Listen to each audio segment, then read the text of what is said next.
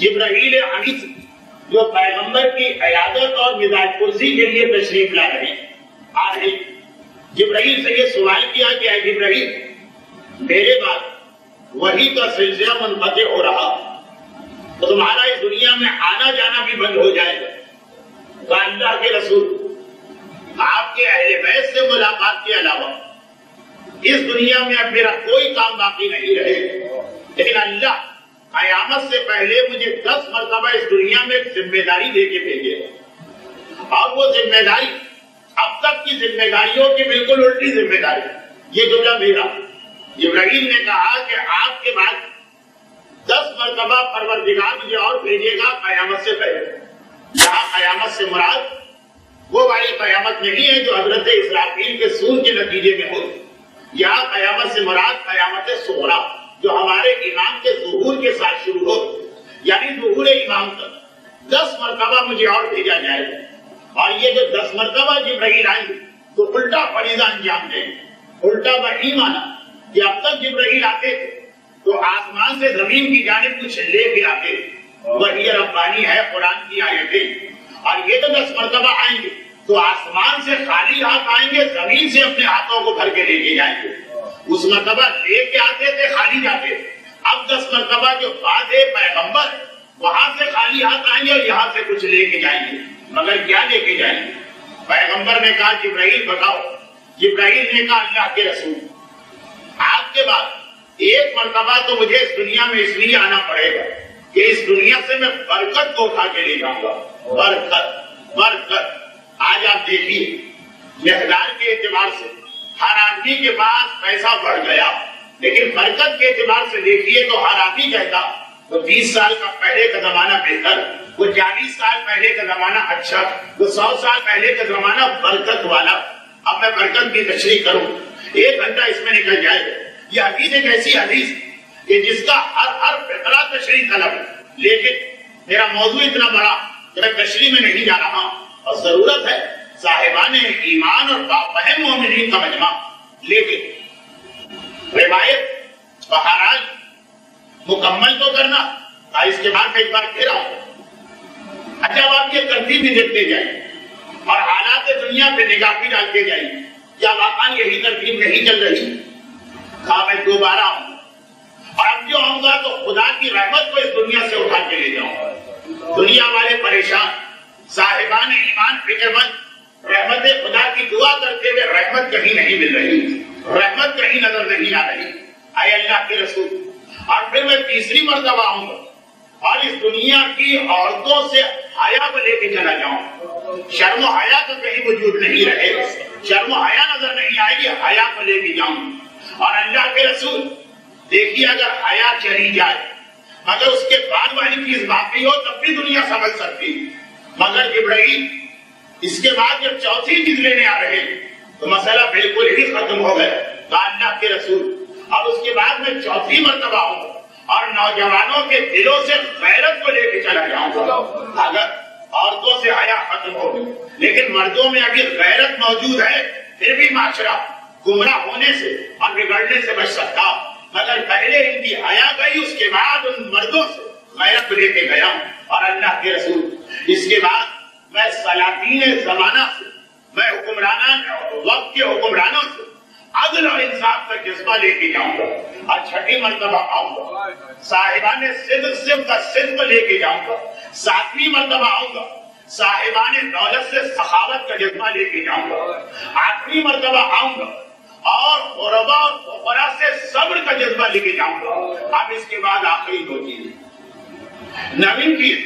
ہماری خاص آج مجلس کا موضوع، 10ویں چیز ہمارے پورے 8 دن کی مجالس کا موضوع،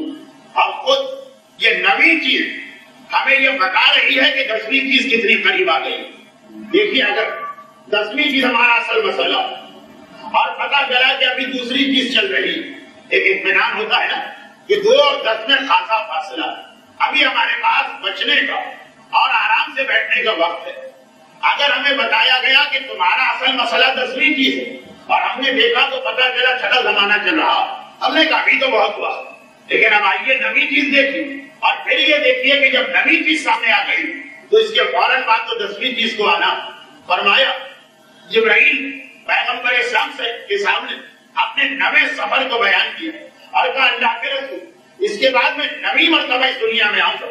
اور علم اور علماء کو لے کے چلا جاؤں گا، اور پھر جب 10ویں مرتبہ آؤں گا تو صاحبان ایمان کے ایمان کو لے آؤں گا۔ اب انہیں ایمان کی ضرورت نہیں، اب ان کا ایمان رخصت ہو رہا، تو جب نئی چیز آ گئی، ویسے تو ہر چیز ختم تھا لیکن سلسلہ چلا کیسے؟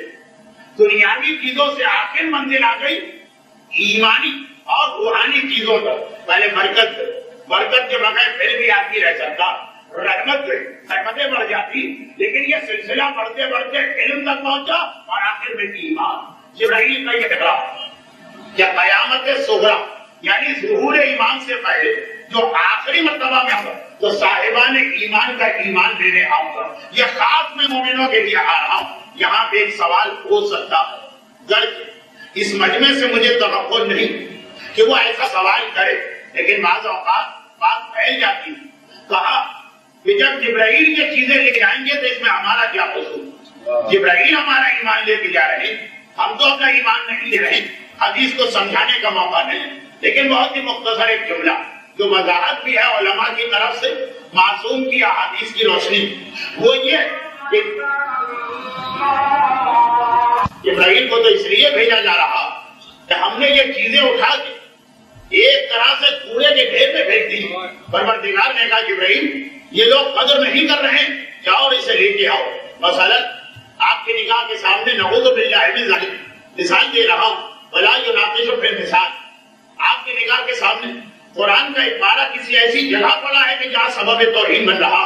آپ پوچھیں گے بھی نہیں کہ اس کا مالک کون، آپ دریافت بھی نہیں کریں گے کہ کس کے ہاتھ سے گر گیا، آپ اس کو دوڑ کے جائیں گے اور اس کو احترام کے ساتھ وہاں سے اٹھا کے لائیں گے، اس لیے کہ قرآن کوئی بھی اس کا صاحب، کوئی بھی اس کا مالک اگر توہین آمیز جگہ میں پڑا ہے تو آپ کا فریضہ۔ جبرائیل نے آ کے دیکھا دنیا والوں کو برکت نہیں چاہیے، لے کے جاؤ اس برکت کو، رحمت نہیں چاہیے، لے کے جاؤ اس رحمت کو۔ بہت ہی بھونڈی مثال بنتی، اس لیے میں نے وہ مثال کہی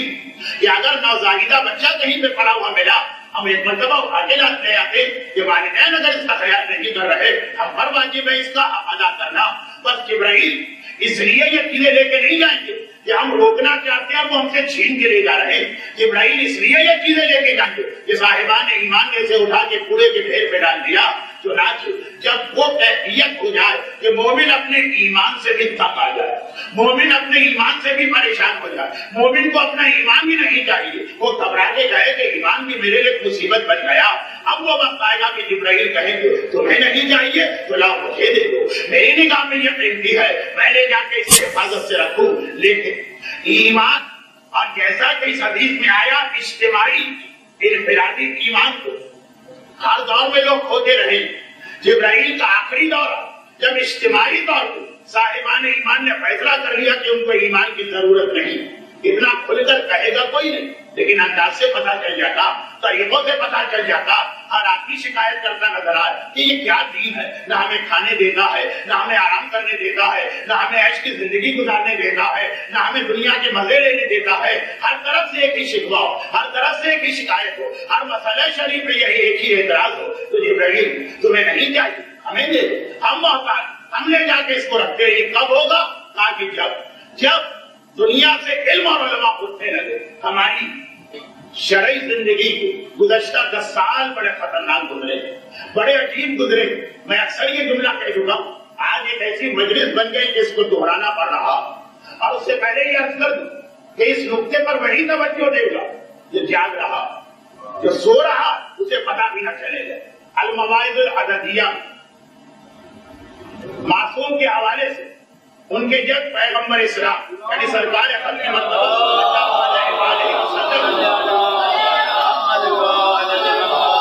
یہ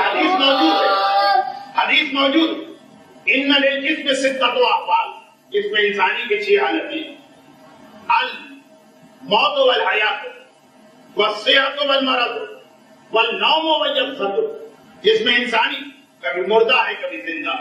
کبھی صحت مند ہے کبھی مریض، کبھی جاگ رہا ہے کبھی سو رہا، کذالک الروح، حدیث کا جو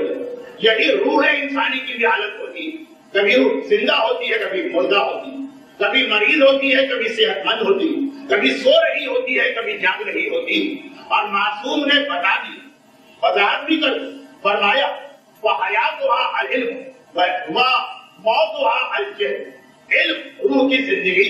اگر کسی کے پاس علم ہے یہ ثبوت ہے اس بات کا کہ اس کی روح زندہ،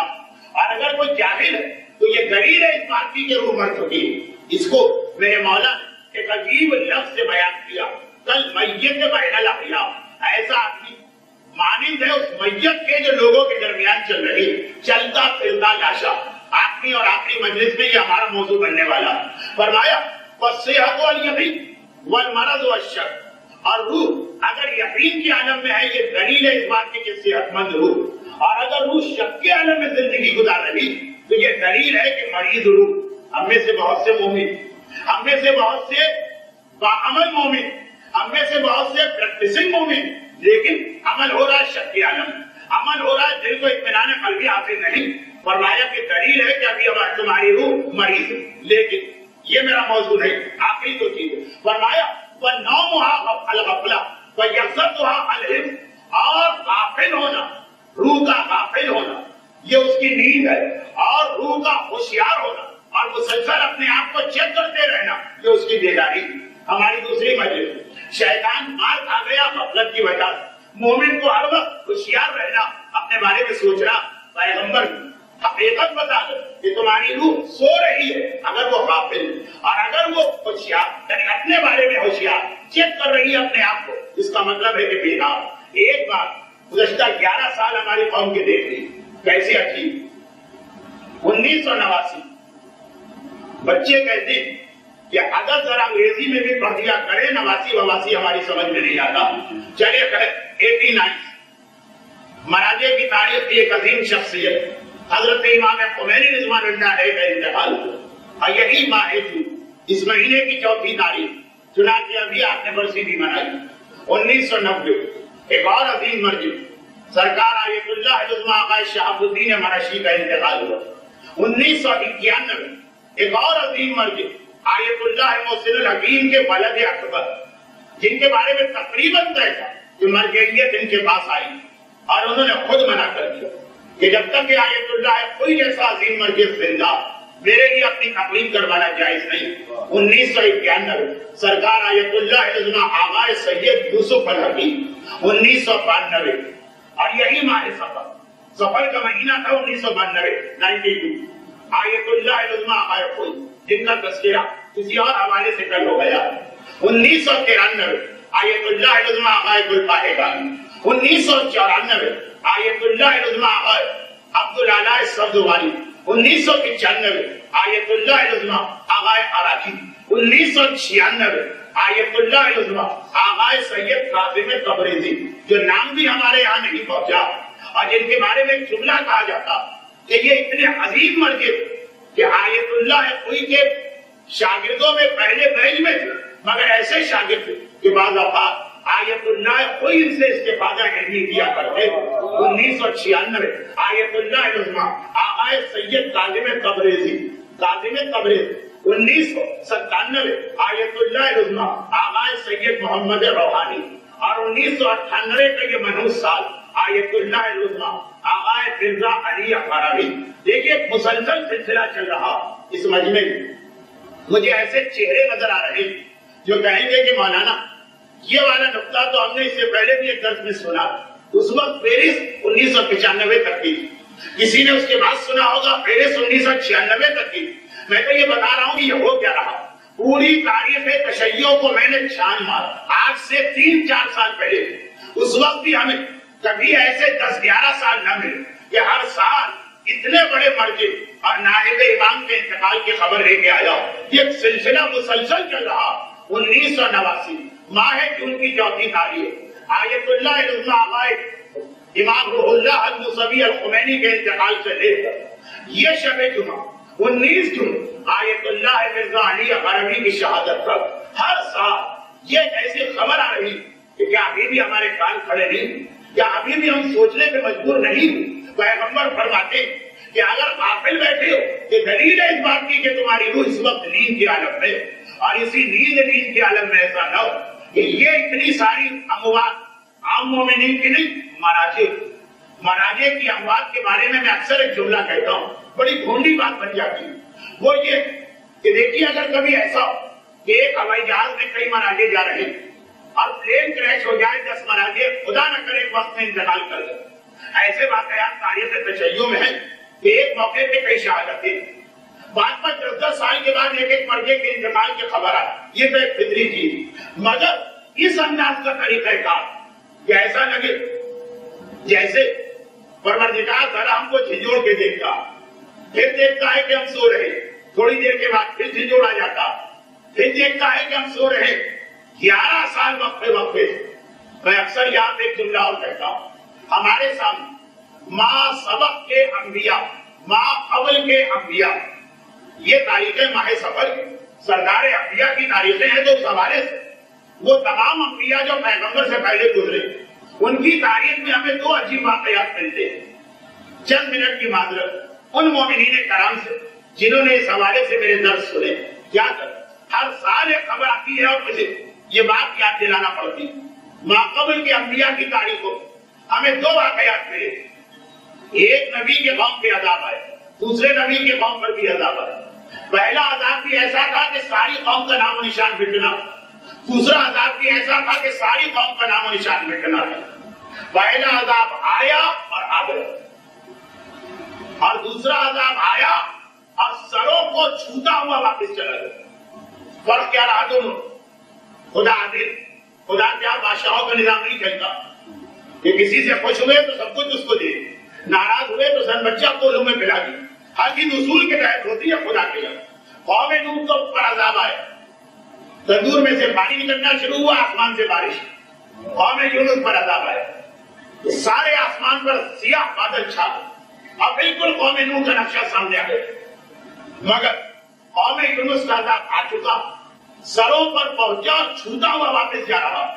قوم نوح کا عذاب بڑھتا چلا گیا، رکا نہیں۔ فرق خدا کی طرف سے نہیں، فرق خود انسانوں کی طرف سے۔ حضرت نوح نے کہا دیکھو سمجھ جاؤ عذاب آئے، قوم نے مذاق اڑایا، کہا ذرا دکھائیے تو عذاب کیسا ہوتا۔ حضرت یونس نے کہا سمجھ جاؤ عذاب آئے، قوم نے مذاق اڑایا، کہا اچھا ذرا دکھائیے تو صحیح عذاب کیسا ہوتا۔ ایک بار عذاب آنا شروع، جیسے ہی عذاب نظر آیا قوم نوح مزے لے لے، اچھا ایسا ہوتا ہے عذاب، تو اپنے اللہ سے کہیے کہ ایسا عذاب اور بھیج دے، گرمی بہت ہے، بارش ہو رہی ہے، مزہ آ رہا۔ سب لوگ گھر سے باہر نکل کھڑے ہوئے نہانے کے لیے، تندور سے پانی ابلا، مزہ آ رہا۔ بھئی یہ تو فوارہ نما پانی ہے، تو بہت اچھی چیز آپ نے بنائی، 2 4 10 15 اور ایسے فوارے جاری کر دی، اور یہ جو اس وقت بارش ہو رہی کتنا مزہ آ رہا۔ سب نے ایک مرتبہ لنگوٹ پہنے اور باہر نکلا، کہا کہ ایسے عذاب تو ہمیں روزانہ صبح شام چاہیے۔ مذاق اڑاتے رہے، عذاب بڑھتا چلا، اور ایسا سخت ترین عذاب ہے کہ دنیا کی تاریخ میں قوم نوح جیسا عذاب کبھی نظر نہ آیا کہ ایک شخص بچا، آدمی تو آدمی جانور لکڑی پہ آ گئے۔ اسی لیے ہر جانور کا ایک جوڑا حضرت نوح کو اپنی کشتی میں رکھنے کا حکم تھا، تو باقی سارے جانور مرنا، مگر قوم یونس پر جب عذاب آیا ویسے ہی بادل، انہیں بھی یہ کہنے کا حق تھا کہ بھائی یہ تو بڑے مزے کا عذاب، مسئلہ پر آلود ہو گیا، گرمی کی شدت میں کمی ہو گئی، علاقہ بھی قوم یونس کا یہ ہے جو بڑا گرم، بھائی تو بڑا مزہ آ رہا، کمپریچر ایک دم سے گر گیا، بارش کے آثار ہوتے ہیں، مومنین ذرا سمجھ جائے، مومنین یہاں ملتا ذرا مزے لینے لگے، نہیں گھبرا دو، پریشان ہو، کہا کہ نبی نے صحیح کہا، ہم بنا وجہ ان کا مذاق اڑا رہے، کیا کریں، اب پورا واقعہ پڑھنے کی ضرورت نہیں۔ آخر عالم نے بتایا کہ توبہ کرو، روتے ہوئے اور کانپتے ہوئے شہر سے باہر نکلے، پروردگار ہماری توبہ، ہم نے جو کیا غلط کیا، نبی کی بات نہ مانی غلط کیا، عذاب کا مذاق اڑایا غلط کیا، عذاب آیا سروں کو چھوتا ہوا واپس چلا گیا۔ تو 2 مثالیں، عذاب کو دیکھ کے مزہ لے، عذاب کو دیکھ کے آنکھیں کھل جانا اور فوراً اپنی غلطی کو مان لینا۔ مزہ لینے والے کا اجر قوم نوح جیسا ہوگا، غلطی مان لینے والا قوم یونس کی طرح سے ایک ایسی مثال بن جاتا کہ اللہ نے وعدہ بھی کیا عذاب کا، خدا نے کہا میں اپنا وعدہ واپس لیتا، تو ظاہر ایسا لگے کہ خدا کا وعدہ پورا نہ ہوا، لیکن توبہ کرنے والوں پہ عذاب نہیں بھیج سکتا۔ درود بھیجو۔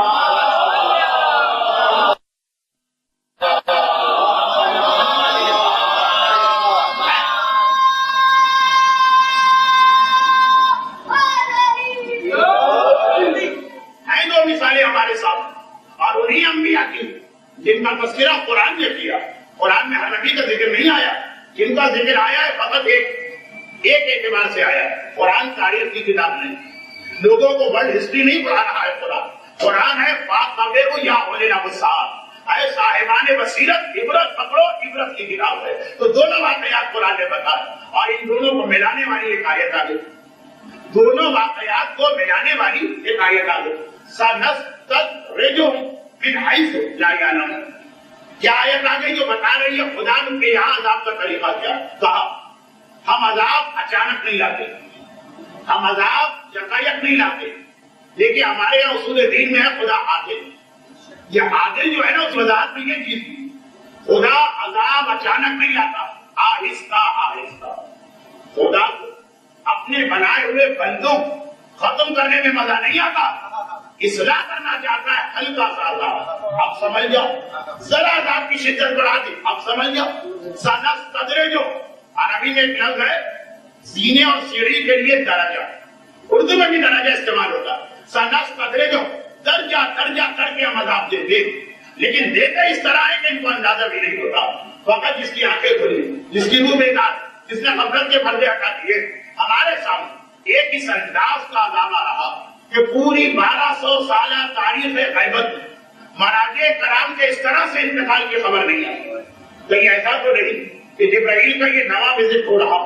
تمہیں نہیں چاہیے مراجع، تمہیں نہیں چاہیے نائب امام، تمہیں نہیں چاہیے نظام شریعت، تمہیں نہیں چاہیے حوزہ علمیہ، تمہیں نہیں چاہیے فقہ کے مسائل، اللہ کو چاہیے، اللہ کو یہ ہستیاں چاہیے اور محبوب ہم نہیں جاتے۔ لیکن یاد رکھو کہ اگر یہ جائے تو آخری مرانا ہے کہ تمہارا ایمان جائے گا۔ جب برکت اٹھ جائے گی اور ایمان جائے گا اس میں 8 باتیں اور، جب حیا چلی جائے گی اور ایمان جائے گا اس میں 6 باتیں اور، جب صاحبان دولت کی سخاوت چلی جائے گی 2 باتیں تھی، لیکن جہاں علماء چلے جائیں گے اور ایمان چھینا جائے گا اس میں کوئی غیب کوئی وقفہ نہیں ہے۔ علماء گئے کوئی اب تمہارا ایمان جانے کی باری آ گئی، تو اب ہمیں غور کرنا ہے اس واقعے پر۔ رحمتک یا ارحم الراحمین وصلی اللہ علی محمد و